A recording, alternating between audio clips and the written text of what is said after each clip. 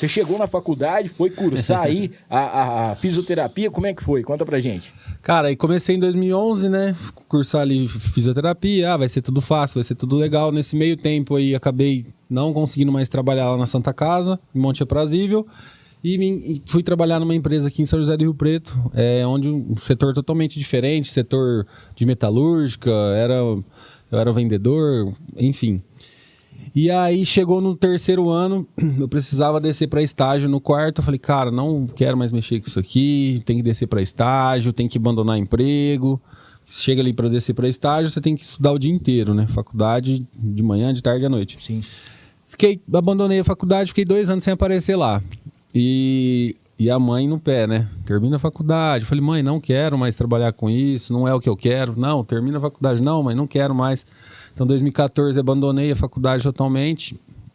Em 2016, eu voltei, faltava um ano só. Em 2017, eu formei, graças a Deus. Graças a Deus. E ali no último ano, cara, eu tive contato com professores que trabalhavam, eles ensinavam o que eu faço hoje. Porém, eu não sei como era a parte comercial na época, a parte de divulgação. Eles não tinham tantos pacientes, assim, eu não sei, não consigo me recordar totalmente. Eles atendiam ali no estágio, ali na clínica, com terapia manual.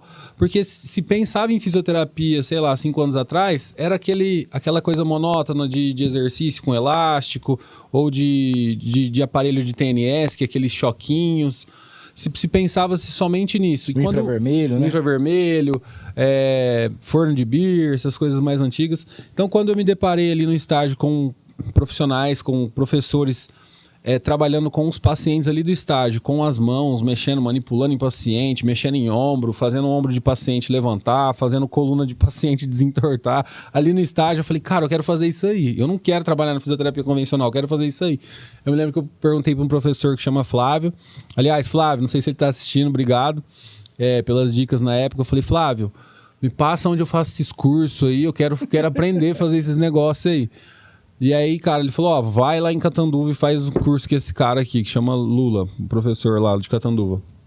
E foi o meu primeiro contato, assim, com um curso diferente, fora da graduação, né? Então, quando você está na graduação é uma coisa, saiu da graduação. Então, foi meu primeiro contato ali, acabei fazendo um curso. E dali, cara, comecei a fazer um curso, outro curso, outro curso. Antes de eu terminar a faculdade, eu já estava atendendo, ia na casa dos pacientes, comprei uma maca, coloquei no porta-malas do carro, cobrava R$20 para ir nos pacientes atender, chegava lá, não recebia. Semana que vem eu acerto com você, beleza, ia embora. Às vezes não tinha nem o dinheiro para ir embora para casa, porque nesse tempo eu tive que pedir as contas do trabalho, fiquei sem salário nenhum. Meu Deus. Não recebia nada. Eu ia na casa do paciente, às vezes recebia 20, 50, 30, 10, nada. E fiquei uns 3 a 4 meses fazendo isso. E quando eu realmente consegui me formar lá em dezembro, quando virou o ano, eu já tinha uma carteira de pacientes, assim, porque esse paciente que eu atendia hoje, eu voltava lá na casa dele semana que vem. Então, eu fui fazendo um rodízio com esses pacientes e alguns começaram a pagar. Aí já tinha uma agenda fixa. E aí eu tinha uma agenda fixa, eu morava em Monte Aprazível, eu vinha para Rio Preto de carro, de manhã, já ia para a faculdade, sobrava um espaço à tarde, passava na casa de 2, 3 pacientes e, cara, começou a acontecer. E graças a Deus, quando virou o ano, um amigo nosso lá de Monte Aprazível falou pra minha mãe, né? Wanda, eu tenho uma vaga no posto de saúde, no SUS, para um fisioterapeuta. Eu preciso... Só que assim, era dia 3 de janeiro.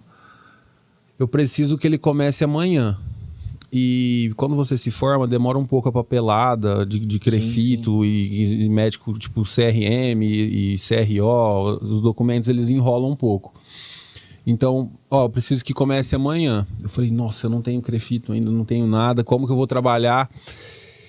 E graças a Deus, cara, ali, ele falou assim, não, vamos começar a trabalhar e aí depois a gente organiza a sua papelada.